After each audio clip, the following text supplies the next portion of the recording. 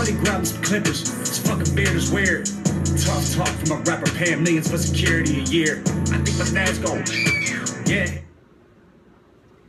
Hey guys, I'm Shelby Williams, your host of Top Shelf Sports. Today, this edition, thank you guys for joining us. As always, all of our followers who have been faithfully following me through this journey as I do this little quick show that I like to do every week, talk about sports. I'm a news reporter here in Albany, Georgia, but I love to discuss sports, stats, different things going on. Of course, my favorite team, the Gators, a little biased on that. But of course, I try to throw in everything within the region included as well. So let's get right to it. We'll start talking about the Gators' big win this weekend against South Carolina. Now, I have to be honest with you guys. I did not think that this was going to happen. I didn't think that the Gators were really going to be able to pull it off by much. But you know what? They did, and I'm very, very grateful, and I'm very, very happy for this great win that they were able to come through with.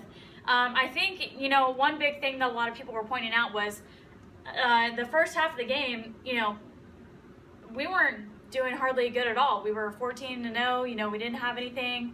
Our defense looked kind of crappy, to be honest with you. And during halftime, I think a lot of people saw, and a lot of you guys probably saw on social media, Dan Mullen was quoted in the locker room saying, "If you don't think we're going to win, stay in the locker room." He doesn't want any part of anybody who isn't with him, who doesn't trust him, and who doesn't believe in him and his process that he is doing. So he went as far as to say, hey, you don't think we're going to win? I don't care who you are. Stay in the locker room. We will do this on our own, and we will make sure that we will get that win secured. Florida is now 7-3. With this easy win coming up this weekend against Idaho. That's obviously one thing we want to talk about as well. I want to go ahead and play some of these highlights for you guys. Also here, we'll watch some of what they did against South Carolina. Play fake, Bentley rolling out, wide open in the back of the end zone. Touchdown, Jacob August, the former walk-on with his first touchdown. Best kicker today on College Game Day. Felipe Franks dumping it off here to Jordan Scarlett out of the backfield. Tracked down. End up playing Emory Jones. It may not just be to play 2 more games and then redshirt. And the ball comes out. It's loose at the 28-yard. 2 Carolina players right. When I saw this play right here, it was getting pretty nervous. I was really thinking at this point, oh great, this is exactly way too familiar for so many of us. We know where this game is going to go at this point. And I thought I was right until about the second half, the third quarter came along. And we kind of saw that, hey, they turned things around pretty quickly. They decided we want to play together as a team. And people, I think, people have been getting Felipe a lot of hate lately. But that's one thing that maybe he didn't get as much as this time around. I know there are still people on social media and all that, but I think Dan Mullen is doing a really good job as getting them to work together as a team and, really respecting his decision. Neither jump on the ball. Jordan Scarlett covers it up, but 2 South Carolina guys had a chance to either fall on it or pick it up. Later for everybody. Bentley throwing to Samuel, breaks free, look out! Oh, touchdown saving tackle, because you know that play isn't made by Steiner. Off the left side, a big running lane for Turner. Inside the 40-yard line going. He had 1,300 all-purpose yards. He's phenomenal this year as well. And again, they give up a huge gain on the ground. Tiptoeing the sideline is Turner, quarterback, if you're an obvious passing situation. And what you guys just saw there in those last few plays kind of proves my point, even more. Our defense didn't show up in the first half. They really didn't. And it seems like it's almost like the entire team, every single unit, every single person, special teams even, whoever else, it's like they all had a change of heart in that locker room meeting. And that can only make you think, what more did Dan Mullen say to them to really get them fired up and really passionate about this? And I also want to point out Felipe, he only had 161 passing yards, but he had a better completion rate than what he's had. I was kind of shocked at 71% was his completion rate for this game.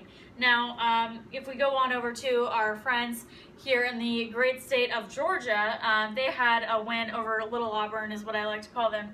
I didn't really think that was a huge win for Georgia. Auburn hasn't really impressed me too much this season, as of many others as well. And we've also got some highlights. Development, there was no doubt about that.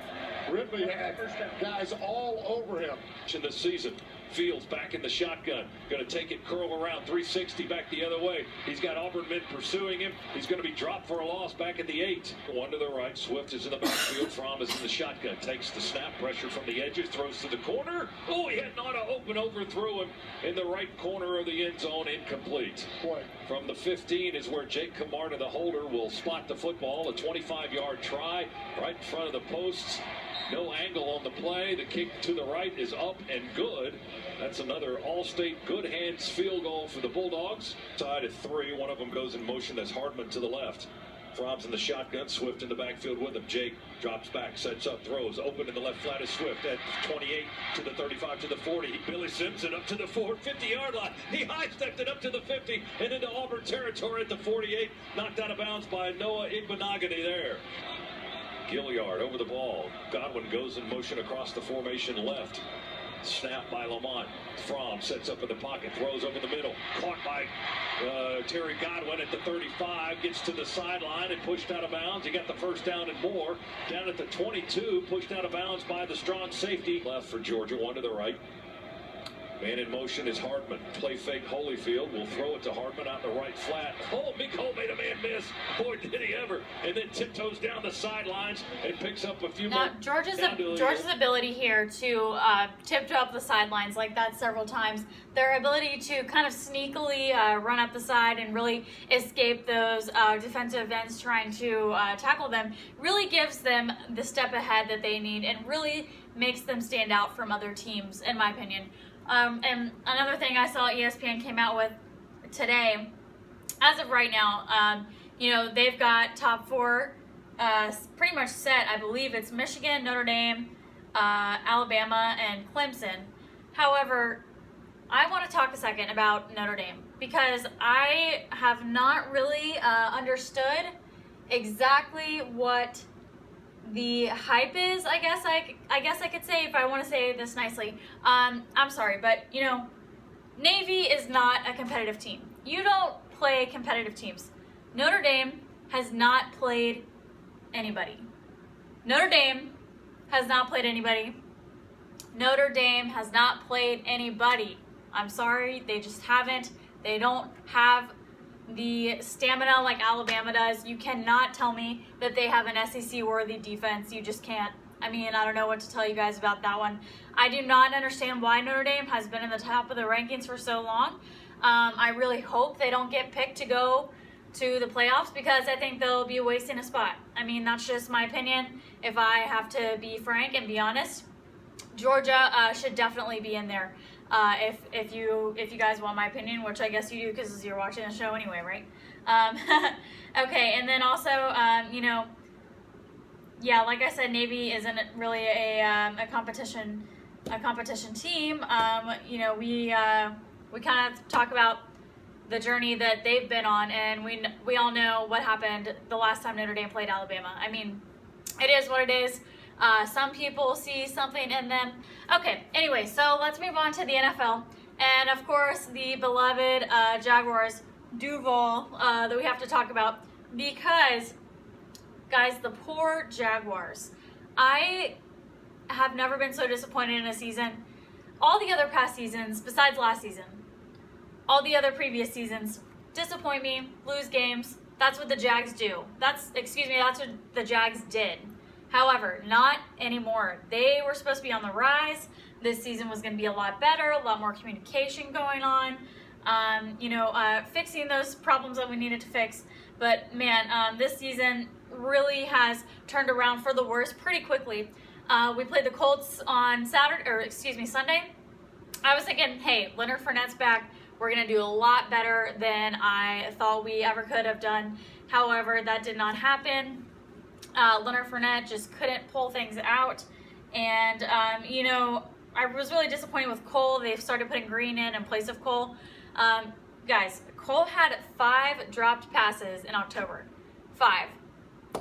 Dude, you're in the NFL. That's unacceptable. You need to do some basic, drills or something at practice a little bit more, or really get your head into the game. I don't know if his head is elsewhere, if he's not really focusing on what's going on, whatever.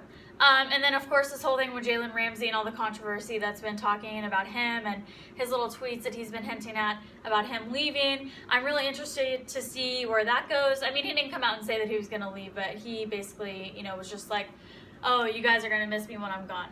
Well, guess what, Jalen?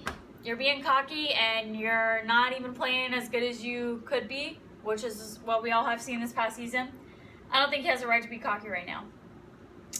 We also... so we're going to keep an eye on Jalen, obviously. He's still in his rookie contract. Let's watch some highlights of the Jaguars from this past game against the Colts. If you can call it highlights. I wouldn't really call them that exactly. But we definitely looked like a little bit of the older team. Not something that is anything to brag about.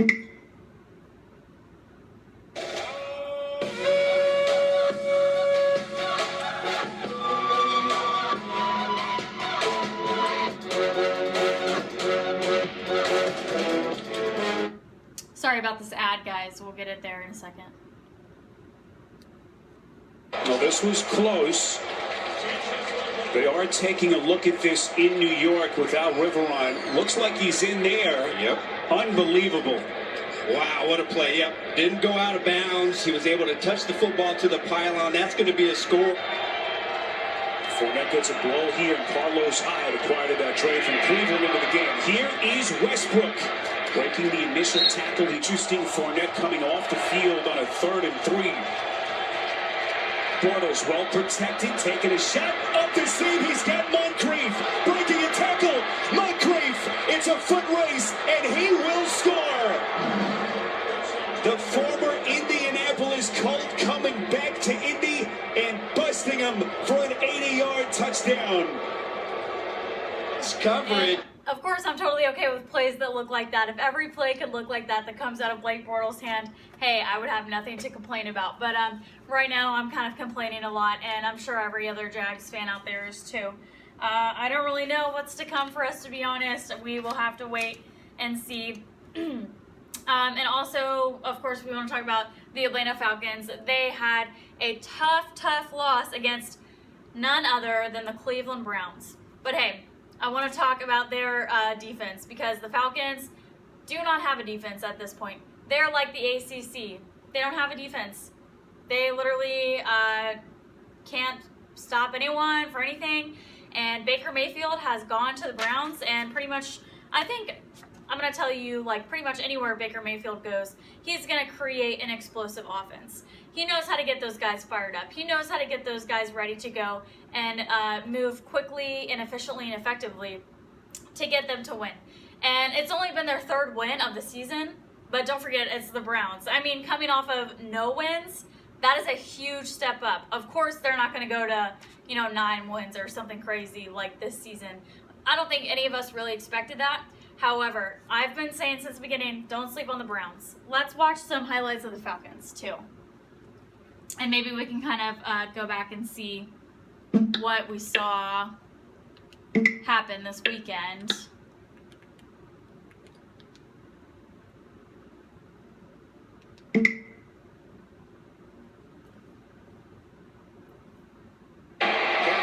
With Atlanta, helped provide some push on this pass rush. That's ranked 27th in the league.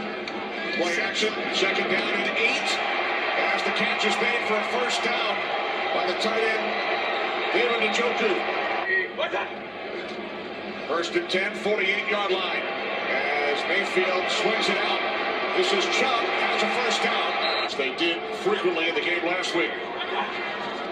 3rd down and 9. Mayfield to the outside for a 1st down. It's Landry. The fake to Chubb. Mayfield under pressure. Fires to the end zone, and the catch is made for a touchdown by Rashad.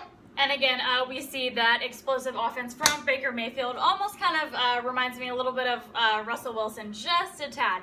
But I won't go there just yet. We'll kind of see where this plays out for the Browns and Baker Mayfield. That's all the time we have today. Thank you so much for watching Top Shelf Sports. I'll see you guys next week.